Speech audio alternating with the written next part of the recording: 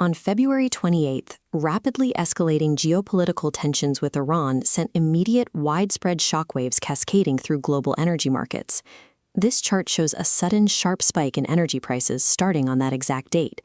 Traders call that empty space jumping up a war premium chart gap, a surge in price based on the market anticipating an armed conflict. Looking at that upward trajectory, analysts started bracing for a prolonged global oil shortage.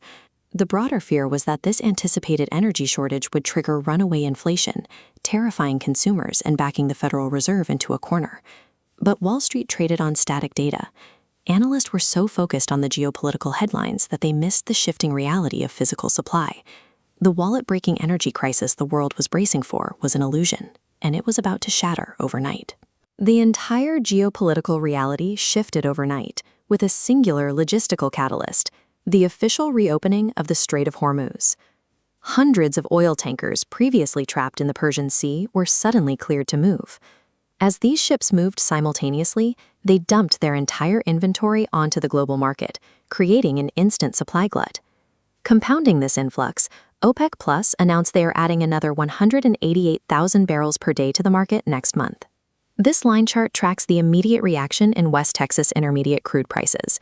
The price plummeted straight down to a baseline between $68 and $69 a barrel.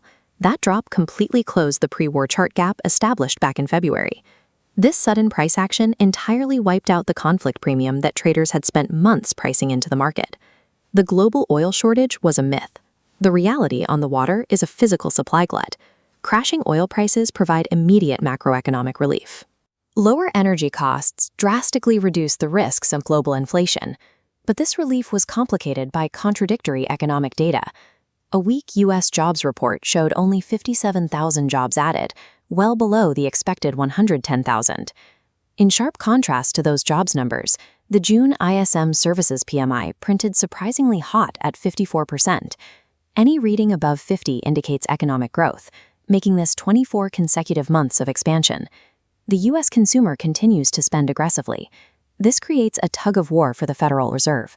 Officials like Governor Christopher Waller have warned that initial economic conditions are highly unpredictable right now. Because the core inflation threat of expensive oil broke, the traditional winners of the U.S. economy shifted overnight. We are seeing the onset of a profound rotation. Institutional money has begun exiting major tech stocks.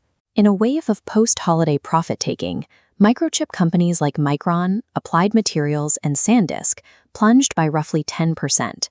That reallocated capital is rotating directly into local, small-cap U.S. businesses. This chart captures the data.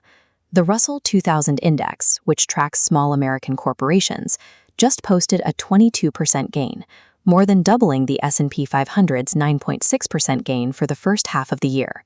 The clearing of a Middle Eastern bottleneck did more than lower prices at the pump.